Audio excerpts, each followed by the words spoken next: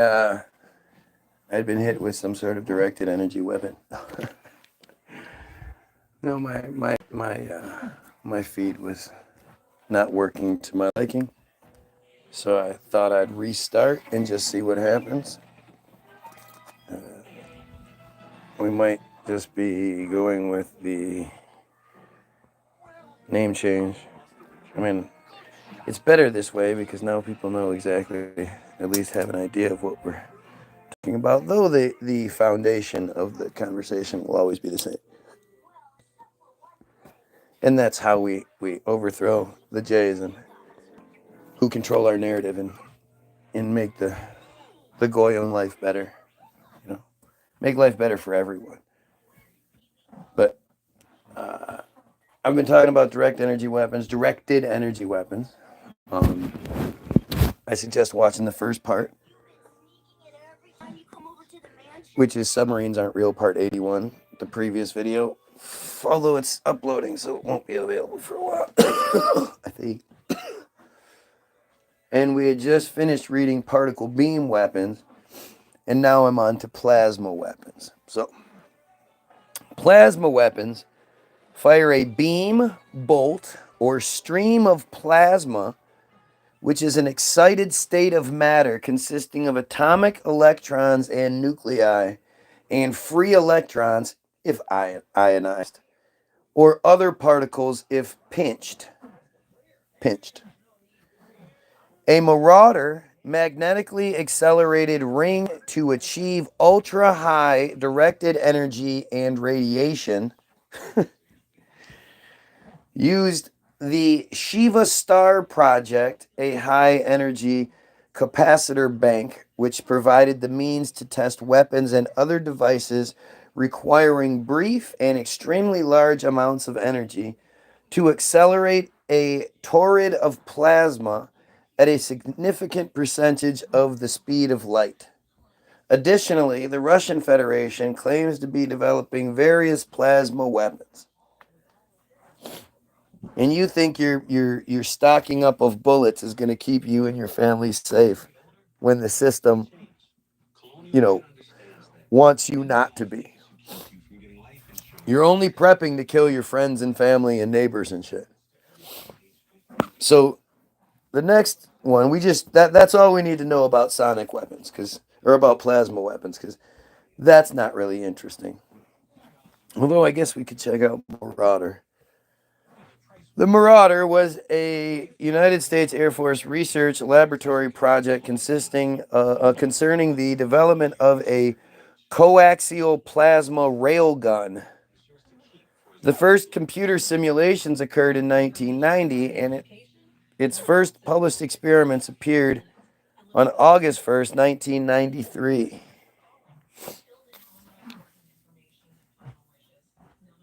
Sorry, give me a second.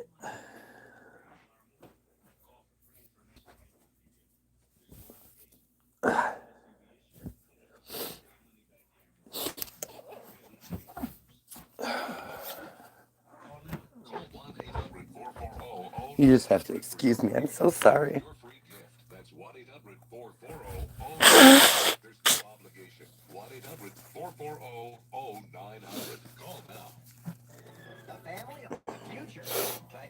The family of the future. The Jetsons. That's how it is now. Alright.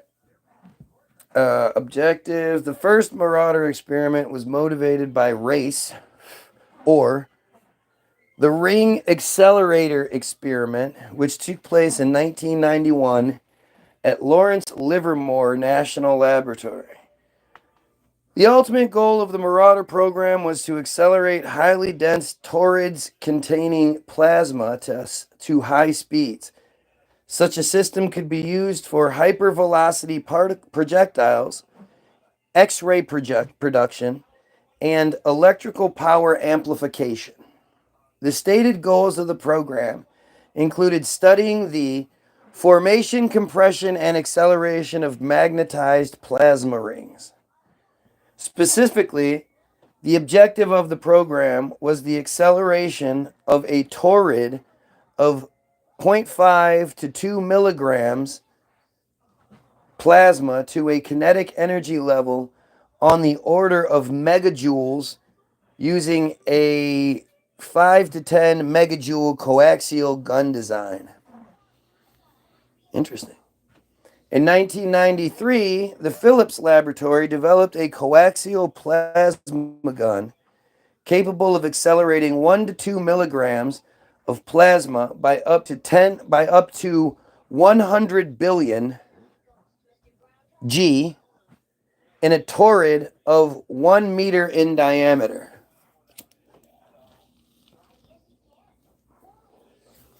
That's crazy. I'm proud of my hate. You got to be crazy. I'm 100% proud of my hatred of cults, especially one cult in particular.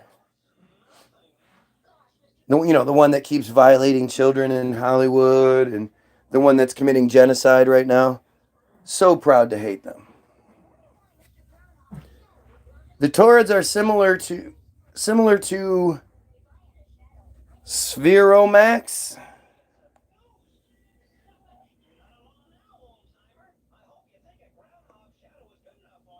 but differ in that an inner conductor is used to accelerate the plasma, and that confinement behavior results from interactions of the torrid with its surrounding atmosphere. It utilized the Shiva star capacitor bank to satisfy the large energy requirements that were needed. The plasma projectiles would be shot at a speed expected to be 3,000 kilometers per second in 1995 and 10,000 kilometers per second, 3% of the speed of light, by the year 2000. A shot has the energy of 5 pounds of TNT,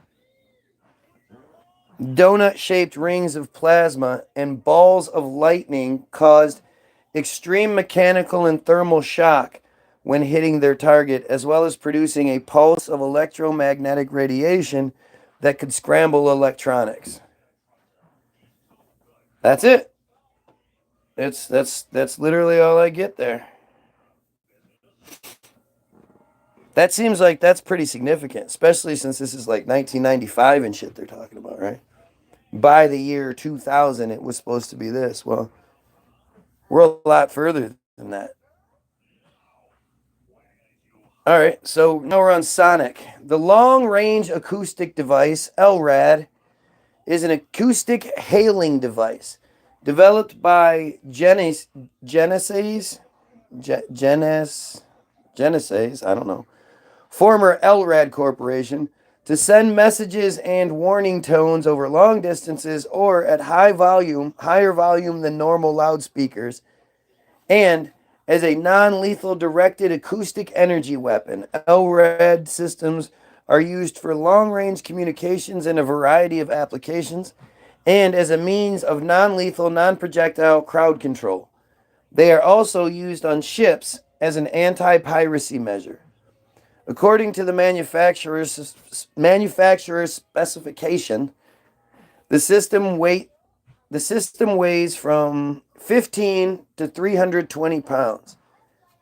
It can emit sound at a 30 degree to 60 degree beam at 2.5 kilohertz. They range in size from small portable handheld units, which can be strapped to a person's chest, to larger models, which require a mount.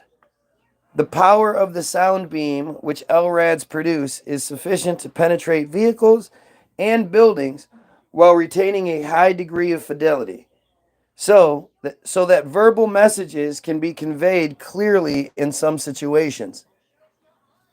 Verbal messages, so you can hear shit. They're talking. So as you're sitting in your house and with their chemtrails and their harp and whatever else they've pumped into the sky, they create an image. And you're hearing this image. You're hearing it speak to you. You're hearing whatever.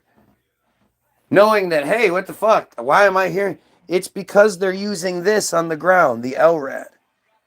This in conjunction with the blue beam. According to a legend, Archimedes created a mirror with an adjustable focal length, or more likely a series of mirrors focused on a common point, to focus sunlight on ships of the Roman fleet as they invaded Syracuse, setting them on fire. Oh, it was more likely just some mirrors that he set up? Stop. Thank you. According to a legend, he was using a directed energy weapon back then.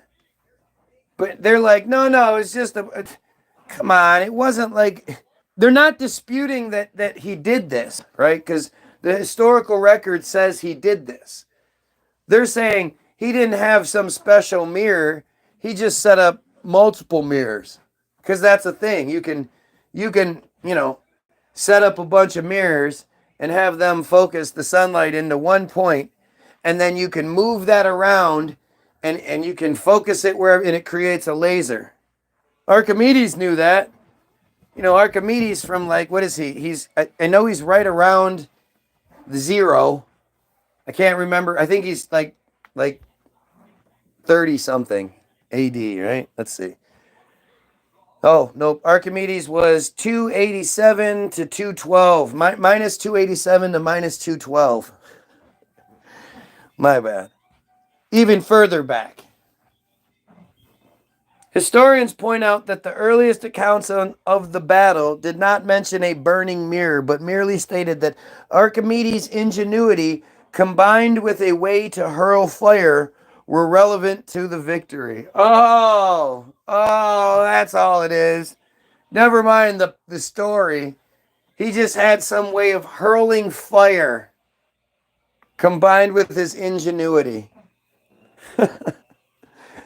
Some attempts to replicate this feat have had some success. In particular, an experiment by students at MIT showed that a mirror-based weapon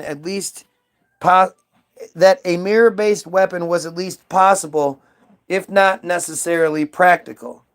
The hosts of Mythbusters tackled the mirrors of Archimedes 3 times in episode 1957 and 172. Why would they need to do it 3 times?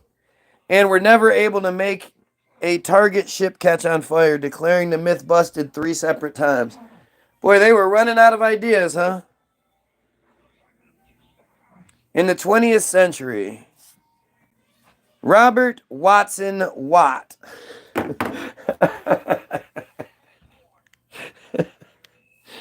oh, come on. Oh, don't you love it? Don't you love how they do this so often? They love to like just put these things out there. Like it's just like it's like a joke and they know it. His name was Robert Watson-Watt. His father and his mother were Watson and Watt, and he hyphenized them. Or he married his wife and took her last name. I'm not really sure, but Watson Watt just happened to be involved in this story, huh? That is such goofy nonsense. I appreciate it, right? If they would have done a better job, it would be harder to do this. If they weren't so lazy. The one thing my lunch break always says is like, how did this go unnoticed until now? How did nobody see the fire connection until now? Blah, blah, blah. Well, it's because nobody had the internet like we have. Everybody got their information from the source that the system wanted us to get our information from. And it's only now that we have this ability to really communicate with each other while also, searching the archives and, looking at what they've given us. This is just the natural progression of things. And my lunch break also doesn't give himself the credit in that regard. Because we're not supposed to. We're not allowed to give ourselves credit. But he doesn't he doesn't realize, like, dude, it's because you're special. You did some really cool shit. The reason it hasn't happened yet is because you didn't make it happen yet. And you're not just some regular guy. You see things in a way. You're a leader. The majority of us are followers. And it's totally okay. Every leader needs followers. So don't think it's a bad thing. The only time it's a bad thing to be a follower is when you're following something that's awful and you know it is and you keep following it just because you don't want to make your mommy mad, or you don't want to get yelled at, or whatever it is.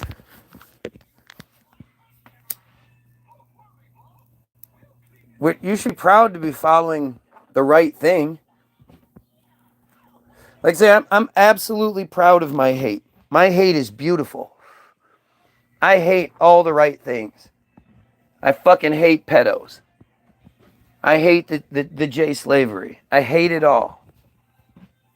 I hate the fake narrative that we're given. I hate all religion. Don't get it twisted. I hate all religion. I think it's how they control all of us. It's all about cutting the head off the monster. And there's no point in cutting off a tentacle. It's just going to grow back times 2 or whatever. We need to kill the monster. We need to cut its head off. So, anyway, back to it. In 1935, the British Air Ministry asked Robert Watson Watt of the Radio Research Station whether a death ray was possible.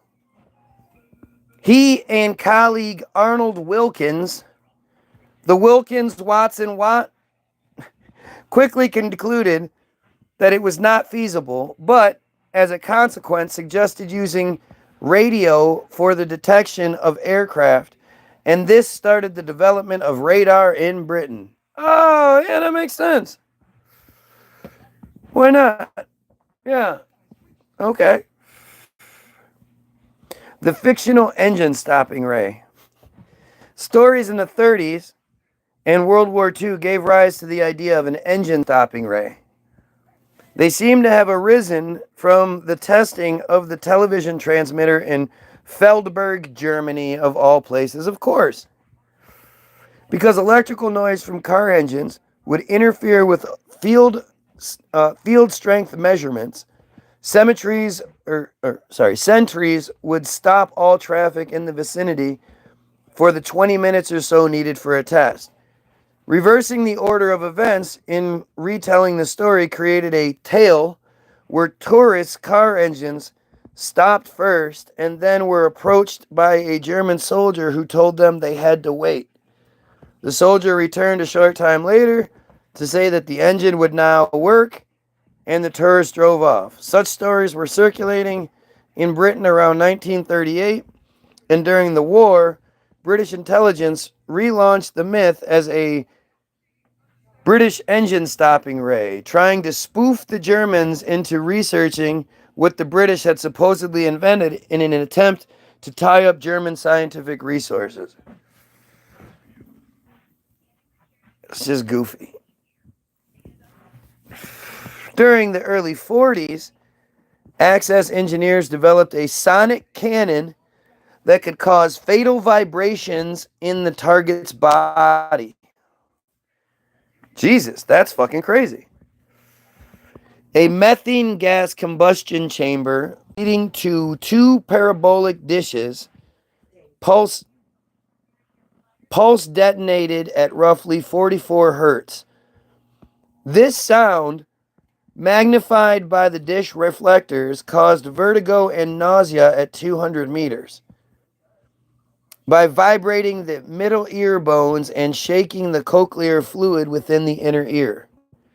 At distances of 50 to 200 meters, the sound waves could act on organ tissues and fluids by repeatedly compressing and releasing compressive restraints by repeatedly compressing and releasing compressive restraint organs such as the kidneys, spleen, and liver.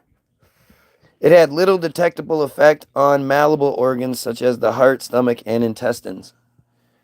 Lung tissue was affected at only the closest ranges, as atmospheric air is highly compressible and only the blood-rich alveoli resistant compression. And only the blood-rich alveoli resist compression. I don't know what that is. Yeah. Okay. Alveoli, also called an air sac or airspace, is one of millions of hollow, detensible cup shapes. What this is? It's done. Looks like rice. Looks like some sort of feed. I think I'm gonna put it out by the tree for the birds. Yeah, that's what it looks like. Yeah. Excuse me. That's what you wanted? Can I get that? Ooh, what are you gonna do with that? Brown chicken, brown cow. I almost bought one yesterday. Oh, what's this? Snickers of some sort? What, a dildo or a... Pecan. You might like that.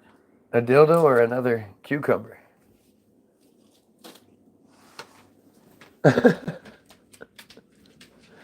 Well, you're giving yourself away with your silence. I meant a cucumber, you jackass, when I went to the grocery store. Sure, that's what you meant. Christmas Ooh. crunch. Okay, so it can depress a thing in your brain. Oh no, that was the only thing that resisted it. Rifle, bazooka, and mortar rounds easily deformed the parabolic refractors, rendering the wave amplification ineffective. Oh, yeah, well, they probably stopped trying then. If they had such a successful weapon in the 40s, I bet they just were like, hey, this shit worked really well. It worked really well, but it was easily shot, so we shouldn't develop. Will I what? Eat that? L to the fuck no. That looks disgusting. That's what Jessica.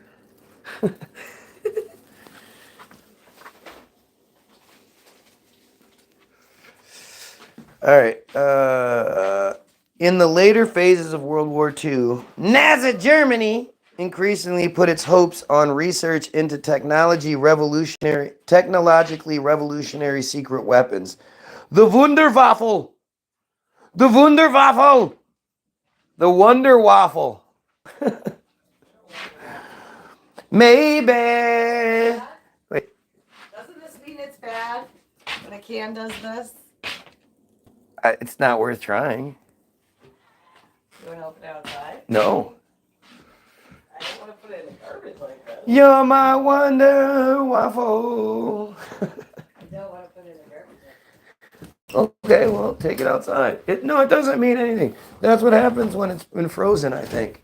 So it's probably just no good. You can go open it outside. I'll film it. No, it's okay. You can do I it. don't want to put it in the garbage like this. So just go open it. So go ahead. No, you got it. Man, you go open it. Go No, on there. this is cooking. This is cooking, hence, and cleaning. I have to put the receipt out. Cooking and cleaning. Price. That's part of cooking and cleaning. And having a vagina, that means that's your job. I don't know. Will you like these? Blueberry? I don't know. How do I know if I like them till I try them, yo? You have to freeze these. Look. You got all these bagels. You gotta freeze some. Okay, well, I will be ready in a minute. How's that? Is a German word meaning wonder weapon and was the term assigned during World War II by Nazis, by Nazi Germany propaganda ministry to some revolutionary super weapons. Most of these weapons, however, remained prototype, which either never reached the combat theater or is too late or too insignificant numbers to have a military effect. Do you understand what that says, though? That's not denying the existence of these wonder weapons. That's saying they were a little too late. But that also immediately means that's technology that the Allies, took and split up, right? Because they were, it was all deviated up, and the Germans got some, and oh, oh, oh, oh, don't, don't, don't, don't, don't, don't, don't, don't. You can dance. Don't, don't, don't, don't, don't, don't, don't. Go away. Got a package. This is my girl. This is my girlfriend. This is our time together. Thank you. Have a good day. If I see Jessica, why would I see Jessica before you see Jessica?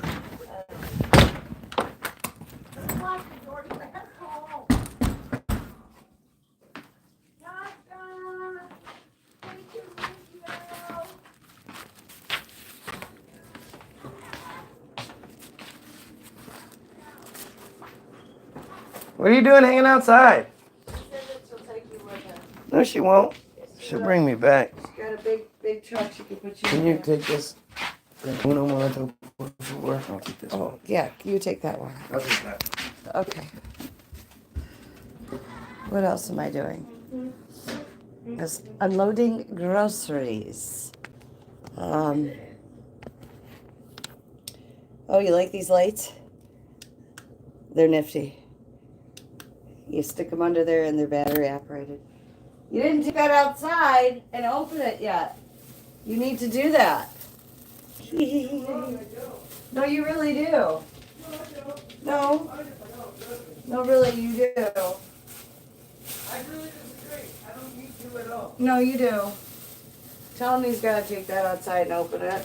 Why would he want his little old wife to do that? That's Because it's mean. part of cooking and That's cleaning. mean. No, it's and not. what am I gonna? I'm gonna take away that thing that makes you so proud of yourself.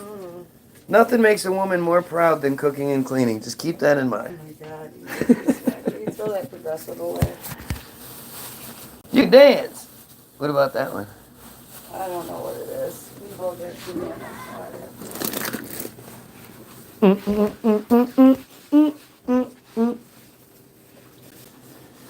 All right. The the V weapons, which were developed earlier and saw considerable deployment, especially against London and Antwerp, trace back to the same pool of highly inventive armament concepts. In the German language, the term Wunderwaffe now generally refers to a universal solution which solves all problems related to a particular issue, mostly used ironically for its illusionary nature. Ironically. Mostly used ironically. Right. Isn't that funny how it's one of these things that they've taken they've taken a word that is like a wonder weapon. It was a real thing. It's like the boulet, right? If you look up boulet now, unless you look up grand boulet, you're not going to see anything. If you look up boulet, it's going to show you the soup bowls, that, the bread bowls that you eat soup in. How they changed that word to mean something completely different, to hide the narrative. And they do that with shit. It's changing the anti-Semitism. They literally changed the spelling.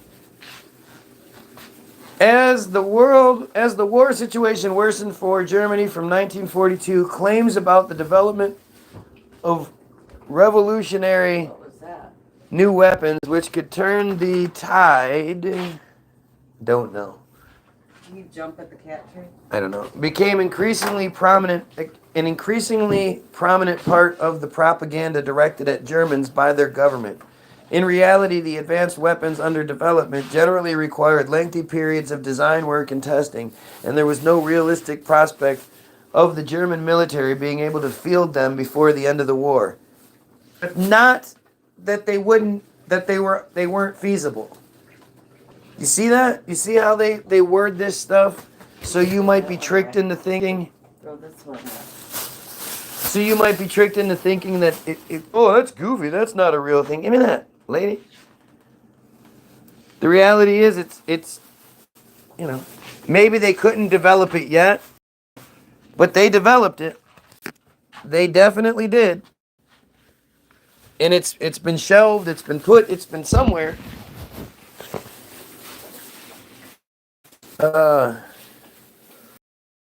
Designs such as the Panther tank and the Type 21 submarine were rushed into production. Their performance proved disappointing in the German military and leadership due to an inadequate pre-production testing or poorly planned construction processes. Gee, that's weird. The submarines didn't work. Let's see what the Type 9 submarine is. We're a class of German diesel-electric Elkeboot submarines, electric boat, designed during the Second World War. 118 were completed.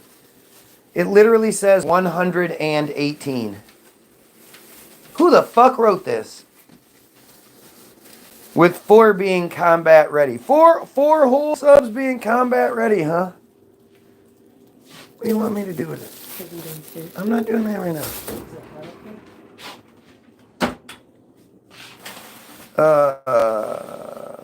During the war, only 2 were put into active service and went on patrols, but these were not used in combat. So the other 106 were what? Stationed in harbors and shit to make people think that submarines are real? I mean, what else would it be? Tell me why you would build 108 submarines and only use 2 of them. What a tremendous waste of fucking resources. So you could say you have them? Well, no, but these are the people that lost, remember? So by losing, it would have behooved of them, especially to put all of that fucking resources and energy into doing it. Give me that. Why would they ever not use these things? Christ on a crib. Get out of there, cow.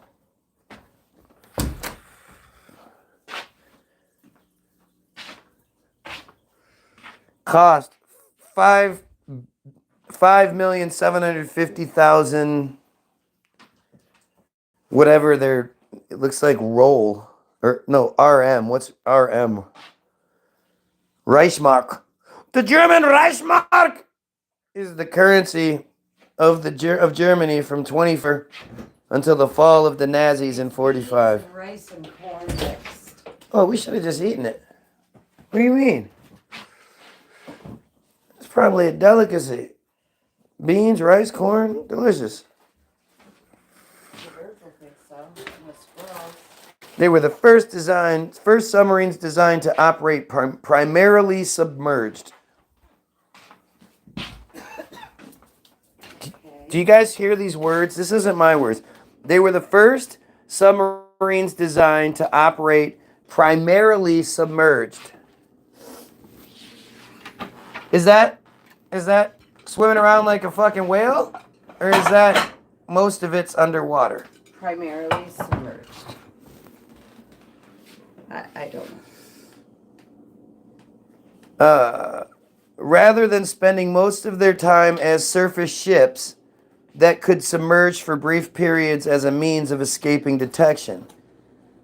Again, so that's what they're saying submarines are. Surface ships that can submerge for the most part to escape detection and get the fuck away. But that's it. They have to come back up. They incorporated many batteries to increase the time they could spend submerged to as much as several days, as they only needed to surface to periscope depth for recharging via snorkel. Right? They were under the water and they could stick their little snorkel up to do what it needed to do. If you believe that shit. I don't believe that. I just, the whole concept of submarines is fucking stupid. Yes. And the history behind it is stupid. But let's get back to the directed energy weapon. You know what? This one isn't working as well as I want it to, so I'm just going to bounce. Okay, I got other shit to do. So, I guess I'll just be back tomorrow. Y'all have a wonderful day. All you pedophiles, kill yourself. If you wanted, you could make yourself your own account.